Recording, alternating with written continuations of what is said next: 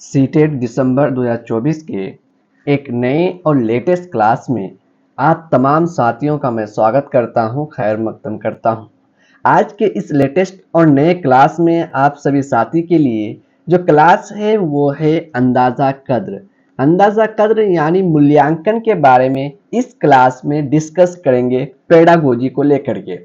Pedagogy के जो सवालात बनाए जाते हैं वो अलग अलग डिफरेंट आपका जो है ये जो आपका सबक है उससे बनाया जाता है। इसलिए आप थ्योरीज जब तक कंप्लीट रूप से मुकम्मल तौर पर नहीं देखते हैं, नहीं पढ़ते हैं, तो आप पेडागोजी के क्वेश्चंस को सॉल्व करने में काफी परेशानियों का सामना कर सकते हैं। इसी सीरीज को लगातार जारी रखते हुए आज के इस सीरीज में आप अंदाजा कद्र मूल्यांकन के बारे में पढ़ेंगे। इससे पहले बहुत सारे क्लासेस हो चुके हैं। अगर आपने उन तमाम क्लासेस को नहीं देखे हैं तो प्लेलिस्ट बना दिया गया है और आप केएनई एकेडमी चैनल के प्लेलिस्ट में जाकर के सीटेट के क्लासेस को देख सकते हैं, उर्दू के साथ ही एसएसटी के भी क्लासेस देख सकते हैं। आज के क्लास को स्टार्ट करते हैं कि अंदाजा कद्र यानी मूल्यांकन है क्या। अंदाजा कद्र जिसे कहते हैं मूल्यांकन है क्या, अंदाजा कद्र के अकसाम क्या क्या है, उन सब चीजों के बारे में डिस्कस करेंगे साथियों। अगर आप केएनई एकेडमी चैनल में नए हैं तो चैनल को जरूर सब्सक्राइब कीजिए, साथ ही अपने साथियों के बीच जरूर शेयर कीजिए। वीडियो अच्छा लगे तो लाइक जरूर कीजिएगा। ओके, अंदाजा कद्र के जो अकसाम है वो क्या है।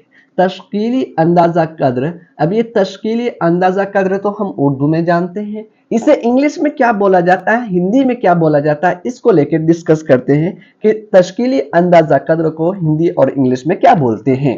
तश्कीली अंदाजा कद्र को निर्माणात्मक या रचनात्मक मूल्यांकन कहा जाता है। क्या कहा जाता है? रचनात्मक या निर्माणात्मक मूल्यांकन कहा जाता है तश्कीली अंदाजा, जिससे इंग्लिश में बोलते हैं फॉर्मेटिव इवोल्यूशन। क्या बोलते हैं इसको? Formative evolution.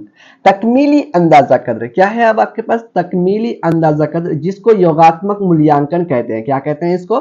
योगात्मक मूल्यांकन। और समेटिव इवोल्यूशन इसको इंग्लिश में बोला जाता है।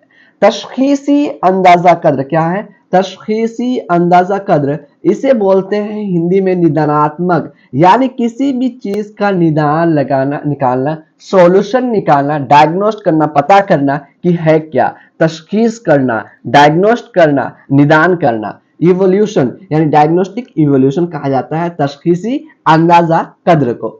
अब ये जो तश्कीली अंदाजा कद्र है, तकमीली अंदाजा कद्र है, तशखीसी अंदाजा कद्र है, जिसे हम लोग निर्माणात्मक, रचनात्मक, योगात्मक, निदानात्मक बोलते हैं, formative evolution, summative evolution, diagnostic evolution बोलते हैं। इसको मुकम्मल तौर पर क्या किस तरह से हम लोग डिस्कस कर सकते हैं, आगे देखिए तश्कीली अंदाजा कद्र जो है साथियों, वो आपके लिए क्या है, इसमें मुअल्लिम को दौरान तदरीस किया। तश्कीली अंदाजा कद्र जो आपके लिए है ये क्या है, इसमें मुअल्लिम को जो है दौरान तदरीस ही तालिब इल्म की जांच करना होता है। तालिब इल्म ने कितना सीखा ये पता करना होता है। कब? दौरान तदरीस ही तश्कीली अंदाजा कद्र की जांच हुआ करता है। ठीक है।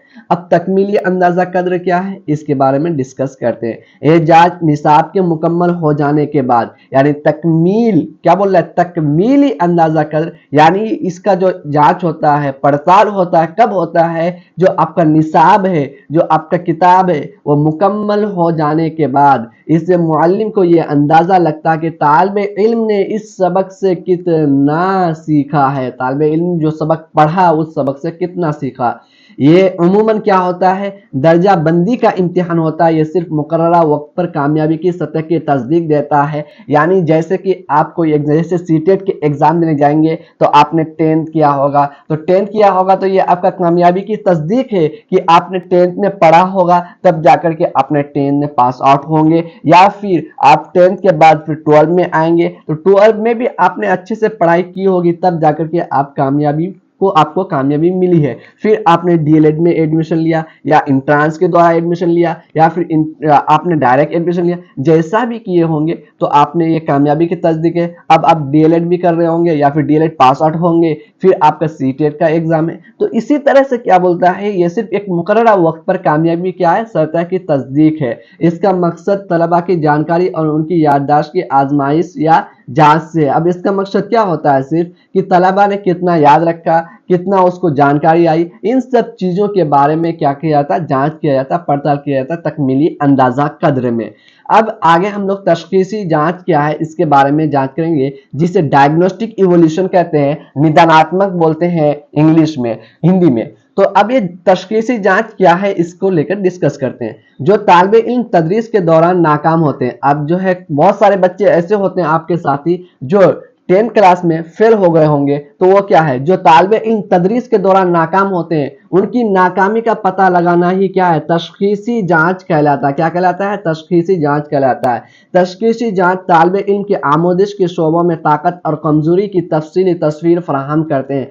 अब तशखीसी जांच ये होता है कि जो तालिबे इल्म नाकाम हो गया तो उनके लिए क्या किया जाता है, पता लगाया जाता है कि वो बच्चा कहाँ पर कमजोर है, किस जगह पर उस बच्चा की कमजोरी है जो वो बच्चा पास आउट नहीं हो पा रहा है। यानी वो कहाँ पर मैथ में क्या चीज नहीं कर पा रहा है, समझ नहीं पा रहा है, या फॉर्मूला वो पुट नहीं कर पा रहा है, या फॉर्मूला जो याद होता है वो फॉर्मूला गलत तरीके से याद कर लेता है। इन सब चीजों का जांच, जिससे उनकी ताकत, उनकी कमजोरी तफसीली रूप से क्या हो सकता है, फराहम हो सकता है, मिल सकता है, और उसके अंदर सुधार करके उसको हम लोग और बढ़िया से तैयारी करवा सकते हैं। अब एक बच्चा है मैथमेटिक्स पढ़ रहा है, लेकिन वो फॉर्मूला हर एक क्वेश्चंस में पुट नहीं कर पाता, क्वेश्चंस का पूछने का तरीका, लैंग्वेज का पूछने का तरीका अलग है, वो समझ जाता अलग, तो उससे क्या होता है कि वो फॉर्मूला को पुट नहीं कर पाता है, जिससे उसको परेशानी होती है और सवालों का जवाब देने में वो काफी परेशान हो जाता है और सवाल का जवाब वो गलत दे देता है। तो उसका जो पता लगाएंगे कैसे, तशखीसी जांच यानी निदानात्मक डायग्नोस्ट करके कि ये बच्चा कहां पर कमजोर है। देखिए कि ये बच्चा सबसे पहले बात ये वर्ड प्रॉब्लम को नहीं समझ पाता,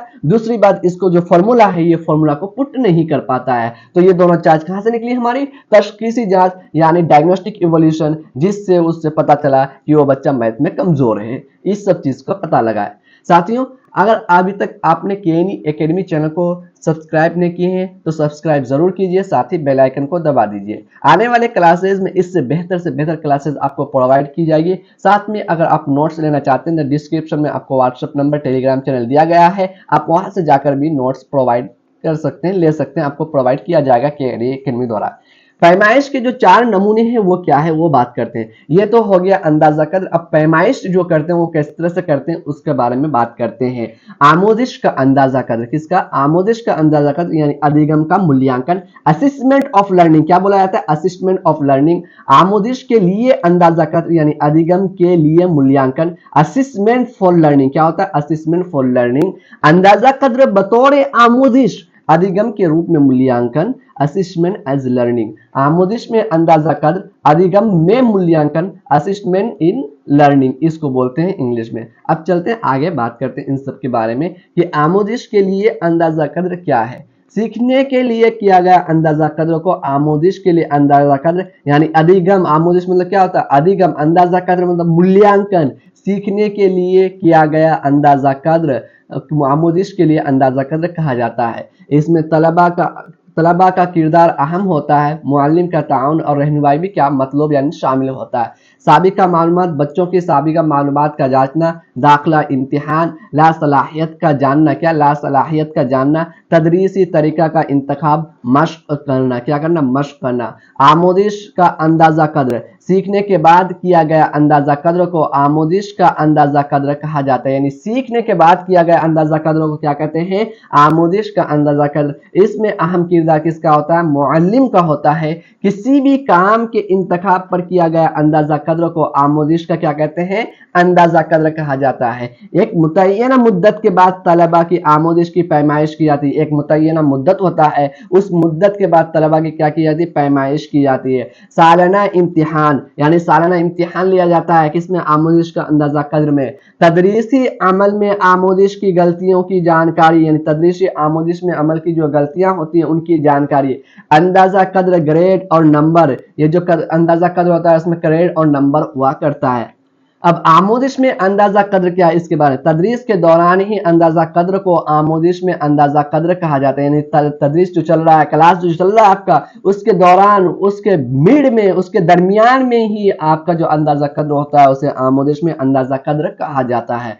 अंदाजा कद्र बतौर आमोदिश, जब बच्चा खुद से खुद का अंदाजा कद्र करता है उसे क्या कहते हैं, अंदाजा कद्र बतौर आमोदिश। इसका ताल्लुक क्या, तशखीसी जांच यानी किस में होता है, निदानात्मक होता है, डायग्नोस्टिक में होता है। इसी थ्योरी से रिलेटेड, इसी पेडागोजी का जिसको अंदाजा कद्र को जो आज मूल्यांकन को हम लोगों ने कंप्लीट किया है, इसके ही कुछ मारोजी सवालात है उसको हम लोग सॉल्व करते हैं। सवाल नंबर 1 में है आपका, तशखीस का ताल्लुक किस नमूना से, किस नसोनुमा से है, क्या बोल रहा है, किस नसोनुमा से है तशखीस का। तो इसका जो ताल्लुक है आपका किस नसोनुमा से है, नंबर 1 तलबा की नसोनुमा, नंबर 2 उस्ताद की शख्सियत से, नंबर 3 सदर की शख्सियत से, नंबर 4 मुअल्लिम की शख्सियत से। तो तशखीस का जो ताल्लुक होता है वो क्या है, तलबा की नशोनुमा से होता है, किससे, तलबा की नशोनुमा से। सवाल नंबर 2 है आपका, मुंदरजा झेल से मदरस तदरीस के दौरान ही मुतअल्लिम की जांच करता है कि कितना सीखा, माली जाती, तशखीसी जांच, तकमीली जांच, तशकीली जांच। तो जो मुअल्लिम जो है दौरान तदरीस ही बच्चे का जांच करता है तो वो क्या होता है, तशकीली जांच होता है। क्या होता है, तशकीली जांच होता है। Option number 4। क्वेश्चन नंबर 3 है, कौन सी जांच तदरीस के मुकम्मल हो जाने के बाद होती है, तशकीली, तकमीली, तशखीसी, तदरीसी। तो तकमीली जांच जो है वो क्या होती है आपका, तदरीस के मुकम्मल हो जाने के बाद होती है, कौन, तकमीली जांच। तकमीली जांच जो है आपका किस लिए होता है, कि जांच तदरीस के मुकम्मल हो जाने के बाद। सवाल नंबर 4 में है, उस्ताद तलबा की खराब कारकर्दगी की वजह से जानने के लिए एक जांच करता है, ये जांच होती है तकमीली जांच, महारत की जांच, तशखीसी जांच, हौसला याबी जांच। यानी उस्ताद तलबा की खराब जो कारकर्दगी है उसकी वजह जानने के लिए एक जांच करता है। ये जांच क्या होता है आपका, तो ये जांच जो होता है वो तशखीसी जांच, निदानात्मक। मैंने कहा ना कि मैथ में बच्चा गलती करता है, समझ नहीं पाता फॉर्मूला कैसे पुट करना है, तो उन सब की जानकारी किस तरह से मिलेगा, निदानात्मक यानी तशखीसी जांच के जरिए से मिलेगा। सवाल नंबर 5 में है आपका, तशकीली जांच होती है, क्या, तशकीली जांच होती है, नंबर 1 किसी सबक या यूनिट की तदरीस का आमोदिश के दौरान, ऑप्शन नंबर 2 मुसलसल जांच के तौर पर, ऑप्शन नंबर 3 टर्म के इख्तिताम पर, ऑप्शन नंबर 4 टर्म की शुरुआत पर। तो इसका जो सही आंसर है आपका, तशकीली जांच जो होती है वो किसी सबक या यूनिट की तदरीस का आमोदिश के दौरान होती है। ऑप्शन नंबर 1 आपका सही आंसर है। सवाल नंबर 6 में है, तालिब इल्म के अपने लफ्जों में कहानी दोबारा बयान करने से किस जांच में मदद मिलती है। यानी तालिब इल्म का जो है अपने लफ्जों में कहानी को दोबारा बयान करने से किस जांच में मदद मिलती है। ऑप्शन नंबर 1 रवानी, ऑप्शन नंबर 2 तफहीम, ऑप्शन नंबर 3 याददाश्त, ऑप्शन नंबर 4 दुरुस्ती। तो इसका जो सही आंसर है तफहीम, ऑप्शन नंबर 2। सवाल नंबर 7 में है आपका, तशखीसी जांच का इस्तेमाल, यानी तशखीसी जांच का इस्तेमाल होता है। ऑप्शन नंबर 1 तशकीली जांच, ऑप्शन नंबर 2 मुसलसल जांच, ऑप्शन नंबर 3 तालिब इल्म की मालूमात का जायजा लेने के लिए, ऑप्शन नंबर 4 तकमीली जांच। यानी तशखीसी जांच का इस्तेमाल क्या होता है, इससे क्या पता चलता है कि तालिब इल्म किस तरह से गलतियां करता है, तो तशखीसी जांच का इस्तेमाल होता है तालिब इल्म की मालूमात का जायजा लेने के लिए। ऑप्शन नंबर 3 आपका सही आंसर है। इसी तरह साथियों आज का यूनिट, आज का चैप्टर हम लोग का कंप्लीट हुआ मारोजी सवालात के साथ। अगर वीडियो अच्छा लगा हो तो आप कमेंट के जरिए से फीडबैक दे सकते हैं, साथ ही आप अपना लाइक भी कर सकते हैं। कल के क्लास में लगातार इसी सीरीज में हम लोग आपके साथ क्लास में मिलते हैं। चलिए कल के क्लास में एक नए क्लास के साथ फिर आप लोगों के साथ मिलते हैं।